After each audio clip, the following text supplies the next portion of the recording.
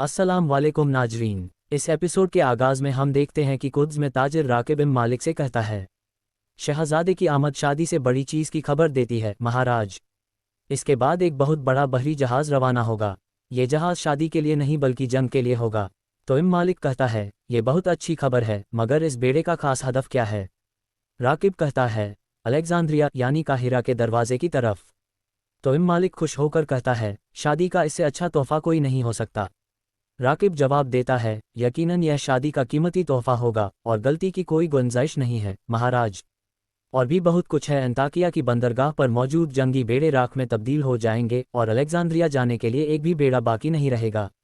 ये सुनकर इम मालिक कहता है, फिर वजीर सलाहुद्दीन अकेला रह जाएगा, काहिरा का रास्ता हमारे लिए पूरी तरह खुल जाएगा। राकिब कहता है, नूरुद्दीन जंगी सबसे पहले अपना बहरी बेड़ा खोएगा और उसके बाद मिस्र भी। इम मालिक कहता है, यह हम और काफ़ी मुश्किल काम है। राकिब उसके करीब आकर कहता है, जनाब आप फिक्र न करें, अब आप सिर्फ अपनी और शहजादी की शादी के बारे में सोचें। उसी वक्त एक सिपाही राकिब के पास आता है और कहता है, जनाब ताजिर अलीसा आया है, वो आपसे मिलना चाहता है। ये सुनकर राकिब वहां से चला जाता है। दूसरी तरफ अंताकिया के साहिल पर जंगी बेड़े जल रहे होते हैं, जबकि किनारे पर खड़ा नज़ीर यह सब मंजर देखकर खुश होकर कहता है, खूब, बहुत खूब। कुद्स में ताजिर राकिब अलीसा से कहता है, मुझे तुमसे यहाँ मिलने की उम्मीद नहीं थी अलीसा। अलीसा कहता है, जब मैंने सुना कि आपके साथ क्या हुआ तो मैं बहुत परेशान हुआ। खुशकिस्मती से आप ठीक हैं। राकिब कहता है, जंग की सांस सिर्फ पहाड़ों की खाक को साफ कर सकती है, और ऐसा ही हुआ। जाहिर है तुम कुद्स सिर्फ मुझे देखने नहीं आए। अलीसा कहता है, तिजारत जनाब, आप जानते हैं कि काहिरा में क्या हुआ है। वज़ीर सलाहुद्दीन अब मुझे व्यापार करने की इजाज़त नहीं देगा, इसलिए मैं आपके पास आया हूं क्योंकि शादी की तैयारियों में आपको मेरी ज़रूरत होगी। राकिब कहता है, क्या तुम जानते हो कि एक अच्छे ताजिर को दूसरों से अलग क्या बनाता है? वह हमेशा सही रास्ता चुनता है। शादी ऐसी पुरतम्मुल और शानदार होनी चाहिए जो बादशाह इम मालिक और बाज़नतीनी शहजादी कोमनूस के लायक हो। शहजादी और उसके साथी कुदसी किला जाफा की बंदरगाह पर पहुंचेंगे। अपने आदमियों में से एक को भेजो जो कुस्तुनतुनिया से आने वाले शादी के लिए कीमती मशरूबात और सामान को महल तक पहुंचाए। शादी में तमाम ज़रूरतों का ख्याल भी तुम रखोगे। अलीसा कहता है, आप बिल्कुल फिक्र न करें, एक शानदार शादी होने वाली है। ये सुनते ही राकिब चला जाता है। दूसरी तरफ जंगल में आगे बढ़ते हुए सायरा बोरो के साथ एक जगह रुकती है और एक रस्सी पेड़ से बांध देती है। ये देखकर बोरो कहता है, अगर मैं तुम्हारी जगह होता तो यहाँ आराम करने के लिए नहीं रुकता। सायरा पूछती है, ऐसा क्यों? बोरो कहता है, क्योंकि यहाँ बहुत भेड़िए घूमते हैं। सायरा उसके करीब आकर कहती है, और मैं पहले ही उनमें से एक को ले आई हूँ। तुम फिक्र न करो, मैं इन जगहों को अपने हाथ की लकीरों की तरह जानती हूँ। ये कहकर वो पानी लेने के लिए आगे बढ़ती है कि उसका पैर एक जाल में फंस जाता है। बोरो तुरंत उसके पास आता है और कहता है, इन इलाकों के लोग जानते हैं कि यहाँ भेड़िए आते हैं, इसलिए उन्होंने उन्हें रोकने के लिए जाल बिछा रखे हैं। मुझे खोल दो, मैं जाल तोड़ दूंगा। मगर सायरा खुद ही पैर निकालने की कोशिश करती है और काफ़ी देर बाद नाकाम हो जाती है। वह बोरो की रस्सियां काट देती है और कहती है, अगर कोई छोटी सी भी गलती की तो याद रखना, मैं सिर्फ रस्सियां नहीं काटती। बोरो उसके पैर से जाल हटा देता है, पट्टी बांध देता है और हाथ बढ़ाते हुए कहता है, मेरा हाथ पकड़ो अपने घोड़े तक पहुंचने के लिए। सायरा कहती है, कोई ज़रूरत नहीं, मैं खुद उठ जाऊंगी। वह उठने की कोशिश करती है मगर नहीं उठ पाती और शर्मिंदगी से कहती है, ठीक है, कबूल है। बोरो उसे सहारा देकर खड़ा करता है और कहता है, मेरा यकीन करो, अंधेरा छा जाने के बाद ये जगह महफूज नहीं। दूसरी तरफ शाम में सुल्तान वजीर सलाहुद्दीन से कहते हैं, अब मेरे पास सब्र करने के लिए कुछ नहीं बचा। तुम मुझे वो काम करने पर मजबूर कर रहे हो जिससे मैं हमेशा इनकार करता आया हूँ। क्या तुम बोरो की हिफाजत कर रहे हो क्योंकि वो तुम्हारा भाई है? वजीर सलाहुद्दीन कहते हैं, मेरे सुल्तान, बिल्कुल नहीं। सुल्तान कहते हैं, अगर तुम ऐसे ही काम करते रहोगे तो तुम न सिर्फ अपने मकसद से बल्कि मेरे इंतकाम से भी गद्दारी करोगे। तुम्हारी बदौलत वो शैतान जिसने मेरे भाई को मारा अभी तक जिंदा है। बाज़नतीनी जहाज शादी के बहाने कुद्स आ रहे हैं, तुम्हें क्या लगता है वो जहाज जेहज़ लाने आ रहे हैं? वजीर सलाहुद्दीन कहते हैं, मेरे सुल्तान, मैं जानता हूं कि मसला सिर्फ राकिब की ज़िंदगी का नहीं है, मगर मामला पेचीदा हो गया है। उसी वक्त इमाद वहां आकर एक खत सुल्तान को देता है। खत पढ़ने के बाद सुल्तान परेशान हो जाते हैं और कहते हैं, राकिब ने अंताकिया में हमारे बहरी बेड़े जला दिए हैं।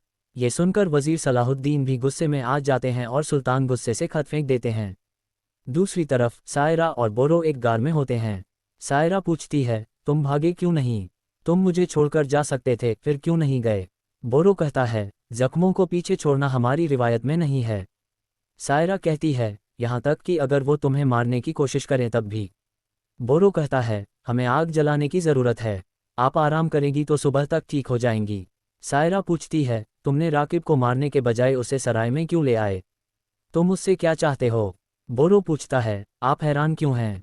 सायरा कहती है, क्योंकि तुमने वज़ीर सलाहुद्दीन और सुल्तान नूरुद्दीन की मुखालिफत की थी।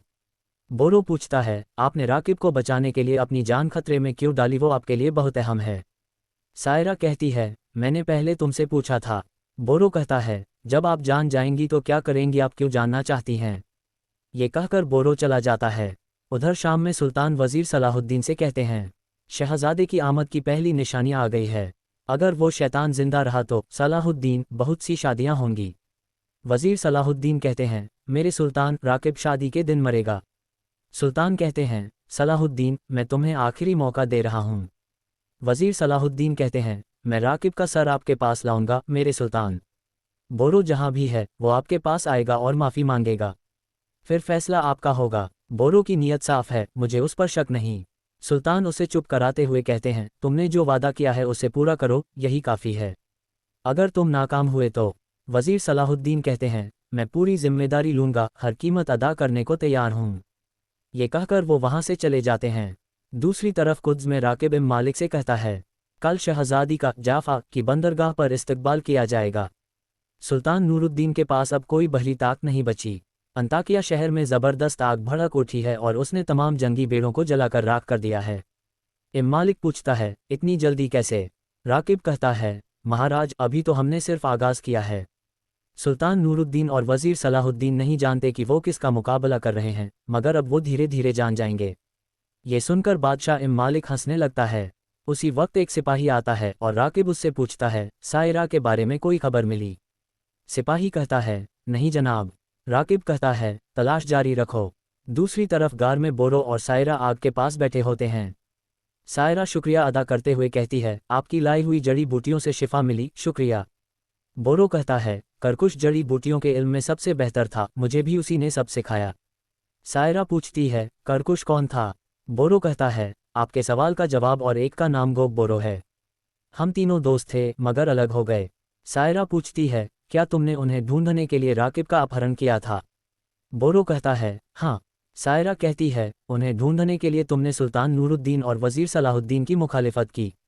तुम वाकई अपना दिमाग खो बैठे हो। अपने ही भाई की मुखालिफत कर दी, यह पागलपन है। बोरो कहता है, मैं उनके लिए जान दे सकता हूँ जो मेरा खून और मेरे भाई हैं। गोब बोरो और करकुश मेरी जान हैं। कभी कभी किसी की जान बचाने के लिए खून के कुछ कतरे बहाना ज़रूरी होता है। ये सुनकर सायरा कहती है, तुम बिल्कुल मेरी तरह लगते हो। मैं भी अपने अजीज़ों और खून वालों को कभी नहीं छोड़ती। बोरो कहता है, अब मुझे बताओ, राकिब तुम्हारे लिए क्या है, तुम्हारा खून या तुम्हें अजीज़? ये सुनकर सायरा सोच में पड़ जाती है। और नाजरीन, एपिसोड भी यहीं ख़त्म होता है। मिलते हैं बहुत जल्द अगले एपिसोड के साथ। वीडियो को लाइक करें और जिन्होंने अभी तक चैनल सब्सक्राइब नहीं किया वो जल्दी से सब्सक्राइब करके बेल आइकन भी दबा दें ताकि आने वाले एपिसोड आप तक आसानी से पहुंच सकें। दुआओं में याद रखें। अल्लाह हाफ़िज़।